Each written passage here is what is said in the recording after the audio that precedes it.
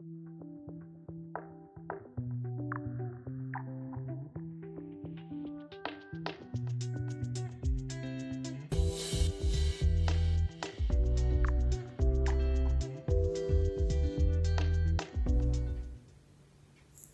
afternoon to the respected speaker, cautious timekeeper, honorable judge, and also the member of the opposite team. Before we started, I would like to define today's motion. This House would apply grade-based class grouping in school.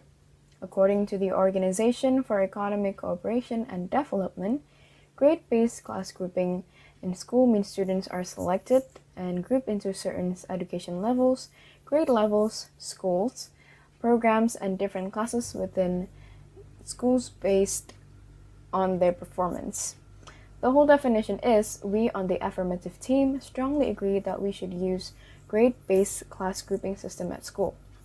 In short, our motion today is defined as how certain students will be selected and divided by their education levels and skills ability in each class. Then, our parameter today, we will just talk about the grade-based class grouping in general. Then we will continue to our team splits. I'm Kania Ayu as the first speaker and also the only speaker. I will deliver my arguments from impacts for students and also student perspective. Today, I, as the Prime Minister, will be the first speaker of the government and will present 2 points. Today, we, the government, strongly believes with the motion this House would apply grade-based class grouping in school. First of all, I would like to give my argument from individual perspective and why I agree with the motion grade-based class grouping. Point 1, it would help both the student who is behind the track and also the student who is way more advanced. And you might ask why. This is because grade-based grouping increase student achievement by allowing teacher to focus on their instruction. Teaching a group of like-ability students allow teacher to adjust the pace of instruction to student needs. For example, a teacher might teach at slower pace or go back to previous instruction, previous materials, providing more repetition and reinforcement for the class with low achieving students than they would with a group of other class who is way more advanced. As for the class with high achiever students, they might be given more opportunities for independent research and also group discussion. Point 2. An analysis of data collected by the government's National Assessment of Educational Program in America shows that of the 4th grade teachers surveyed, 71% said that they had grouped students by reading ability in 2009, up from 28% in 1998. The analysis by Tom Loveless, a senior fellow at the Brookings Institution, said that in math, 61% of the 4th grades teacher reported ability grouping in 2011, up from 40% in 1996. From the evidence, it is clear that grade-based class grouping could really be a success for both the students and the teacher. The student who's behind the material doesn't have to feel forced or left behind, because with grade-based class grouping, the class will be taught by teacher who already understands the needs of their students, while the other class who is way more advanced, they could move forward without anything holding them back, and also they would receive a lot more opportunities. But is that fair? Is the theory supported by research, and also what do the court says about grouping by ability? In a comprehensive review of research on different types of ability grouping in elementary schools, Robert E. Slavin, he found that some forms of grouping can result in increased students' achievement. Slavin's review focused on a few grouping plans. Grouping students as a class by ability for all subjects does not improve achievement. And then, though students group heterogeneously for most of the school day but regrouped according to ability for 1 or 2 subjects, can improve achievement in those areas which they are grouped. And also grouping heterogeneously except for reading instruction or commonly referred as the Joplin Plan, improves reading achievement. And the last one is non-graded instruction that groups students according to ability rather than age, and that allows the students to study at their own pace and rate, and which it could result in an improved achievement. Some studies indicate that grouping can damage self-esteem by assigning them to a lower tier group. Others suggest that it produces the opposite effect by ensuring that more advanced students do not make their less advanced peers feel inadequate. Some studies conclude that grouping improves test scores in students of all levels, others that it helps high-achieving students while trying to not harming low-achieving ones, and still others says that it has little effect. Therefore, as a conclusion, we the government strongly agree that grade-based class grouping is an effective way to improve students' quality and also ease the process for both the students and the teacher in the context of understanding material. Thank you, ladies and gentlemen. That is enough for my arguments.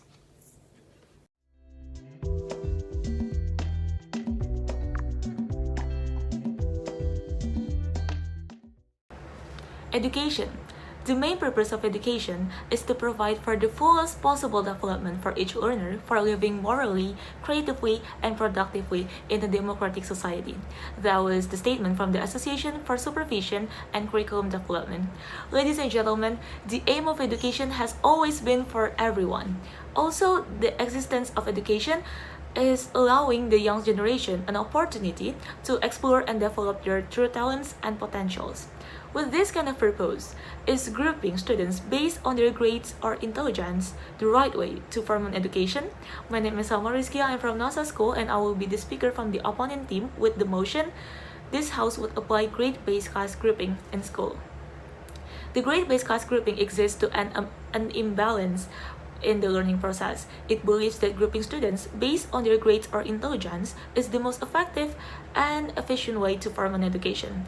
By bringing students with the same level of understanding, it could help teachers to find the right methods for providing an effective lesson and also provide students with equal classmates, which will be a good way to encourage students to unleash their true potentials.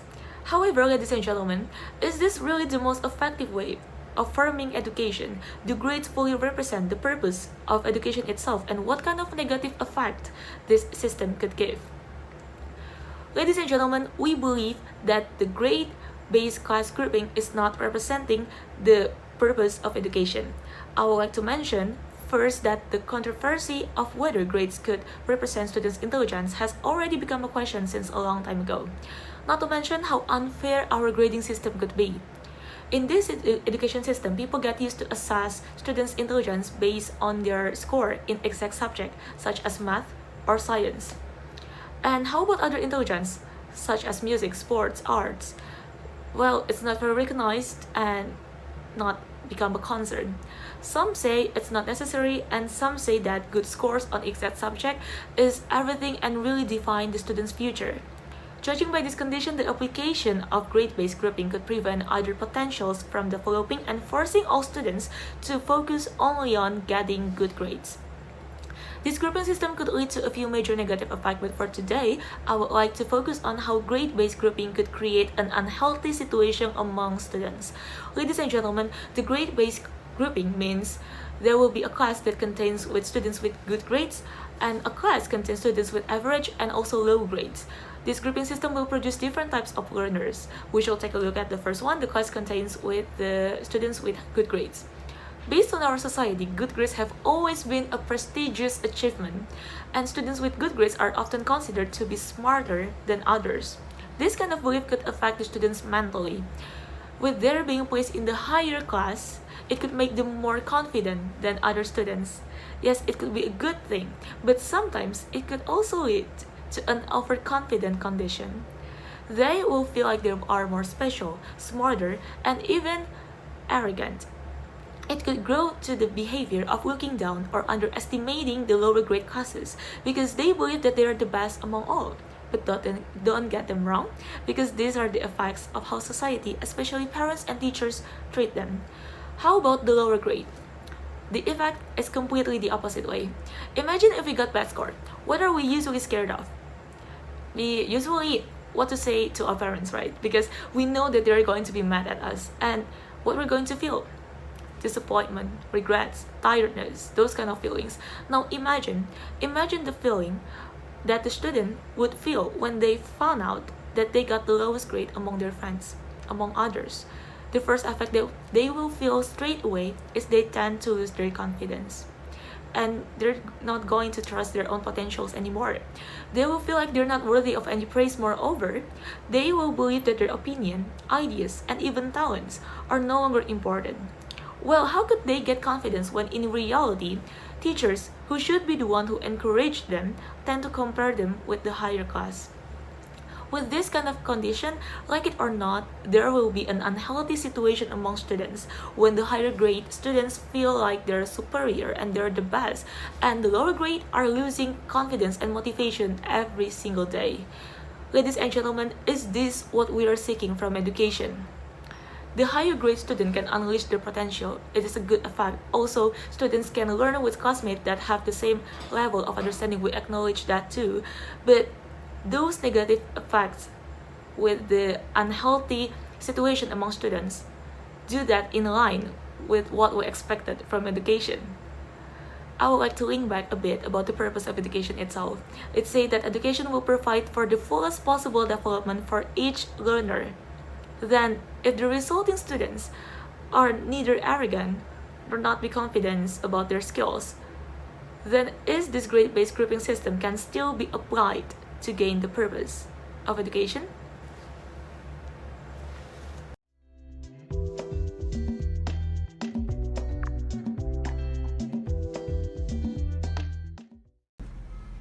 Good morning, ladies and gentlemen. Thank you for the opportunity. I would like to deliver my individual point of view about our motion today. Today's motion is about this House would apply grade-based class grouping in school. By this motion, I could definite it as grade-based class grouping is a grouping system based on classification of student grades and academically skills. From this, I can make the whole definition as I, as an affirmative speaker, strongly support that the grade-based class grouping should be applied in Indonesia learning curriculum. To continue the debate, let me introduce myself. My name is Almira Chaerunissa. As the affirmation speaker, strongly support the motion of grade-based class grouping in school, and I'd like to raise 3 main points on this debate from my individual point of view. The first point I would like to raise is this classification will make it easier for students to understand learning materials effectively based on their knowledge and ability to quickly understand. The reason for grouping students is also based on the fact that the students are continuously developing. The growth and development of learner is different from one another, so each kind of students won't interfere other students. As an example, students who are classified to understand quickly and have learned about the materials first will be hampered if they have to follow the learning methods of students who are classified as slow in understanding. Likewise, students who are classified as slow in understanding will feel left behind and overwhelmed if they have to be united with the students who can understand learning materials quickly. Secondly, by grade-based class grouping, teachers will be more focused in choosing the strategies or learning methods for each student classification. This will be a form of implementation of effective learning and achieving student competence or cognitive skills. Cognitive itself is about intellectual activity by levels, which leads from knowledge into evaluation.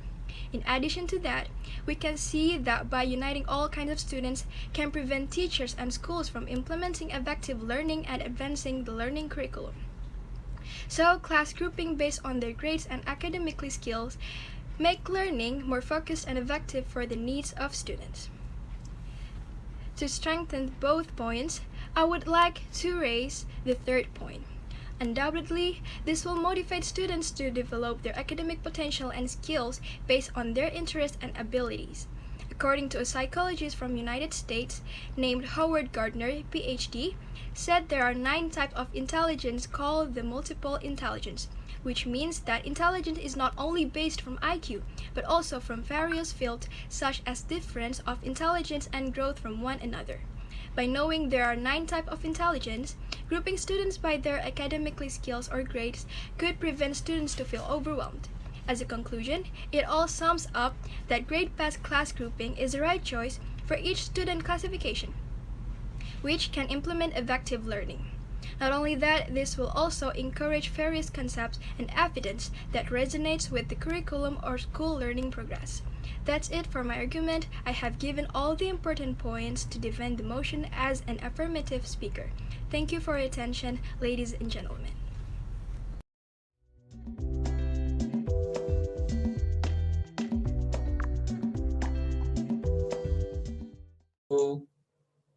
Hello, my name is Muhammad Abrar, and I'm here to give a speech about grade-based class grouping in school. Personally, I go against grade-based grouping because if some students get bad grades, that doesn't mean those students misunderstood the specific subject. Maybe some students just didn't read the questions right. Maybe some studied for the wrong thing in the context of a test or an exam.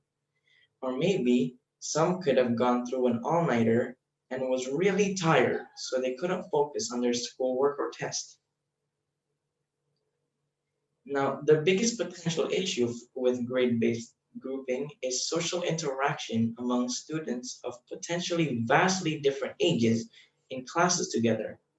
For example, an advanced 12-year-old student might be several years ahead in math compared to the rest of his class and is taking courses with the 16 or 18-year-old students. In order for this system to work without negative repercussions, the specific school will have to plan for the social interactions between students. This is less of an issue at the high school level, though, where many electives and after school activities are already mixed grades. But it is something to consider and plan for the specific school's older elementary and middle school students. There probably will be emerging psychological breakdowns for the struggling students if they are assigned for a class of students that are above their level or age.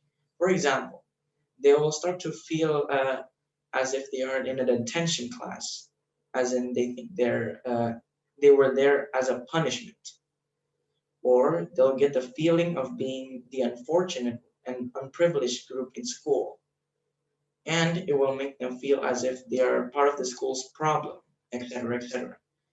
That aside, mixed grade classes have many advantages, like students will build a feeling of connectivity and will help each other out in situations of need.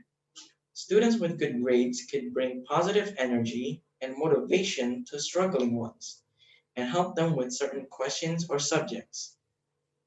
Students won't get the feeling of segregation, and the school education system will be a normal teaching institution and not just for the good grades institution.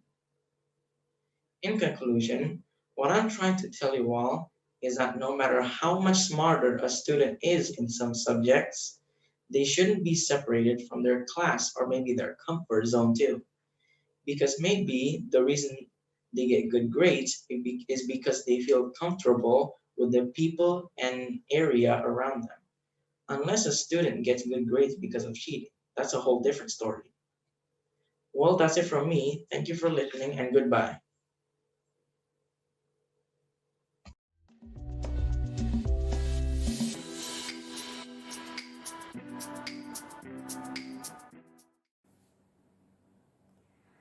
Assalamualaikum warahmatullahi wabarakatuh. Today I will be delivering speech by the motion of this House would apply grade-based class grouping. Me, Hasna Farhana, will be the representative of the opposite team or the negative team. Looking from the application of grade-based class grouping, it has a similar meaning as hierarchy on our society. It is decided by level or grade to show which rank are someone in.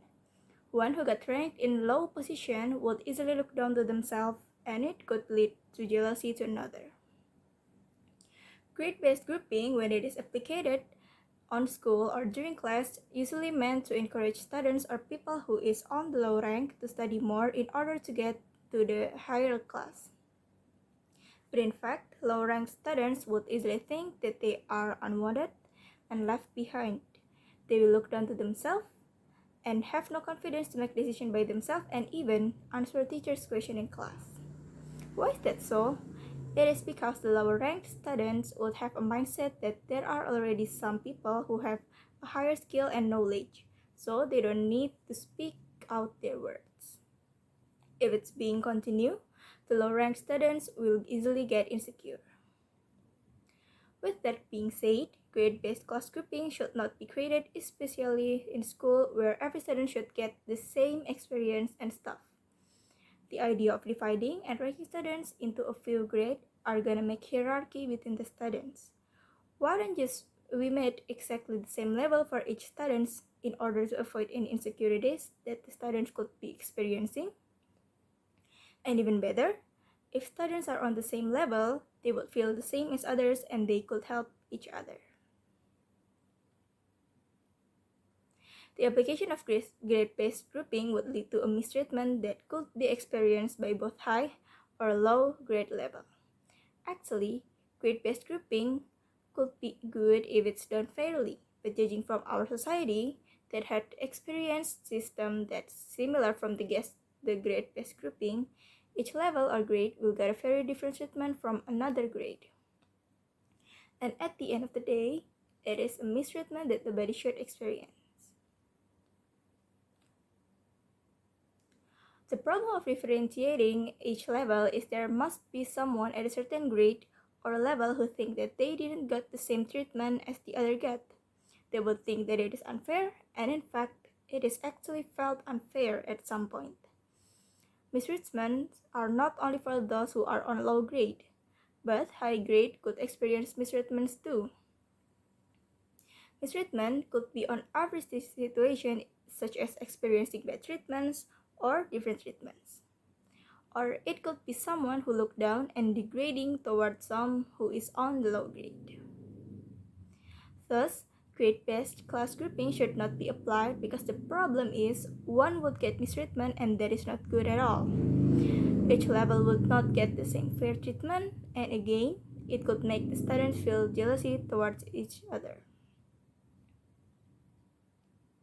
Grade-based grouping obviously would make a competition between each grade and students. It's not impossible for students to be stressed because of the tight competition and high pressure between each other. Every student would give their everything in order to be on the highest grade as possible. And that's when the stress could easily get into the students. Like what I said before, dividing students into few different grades would make a competition, and they will be competing with each other. If it means that they are encouraged to study more by the competition, it is great, of course. But what if it's lead to stress instead? Due to high pressure to stay on the highest grade and to compete with another, it is very possible for students to feel stressed because of that. So, I need everyone to understand that grade-based grouping have so many contrasts, so that it should not be applied in class. The idea of implicitly telling students to compete with each other with so much pressure are very bad. Not every student could bear that much pressure, so that students should not be put or divided by any grade. The intention of applying grade-based class grouping is to encourage students to study more and helping each other. But what if it's unintentionally changed to something that could burden the students and even make the students feel stressed? Then it is better for grade-based grouping to not be applied for the sake of students. So that was all the speech I could say as a representative of opposite team of the motion. I apologize if there was any mistake. Thank you and Assalamualaikum warahmatullahi wabarakatuh.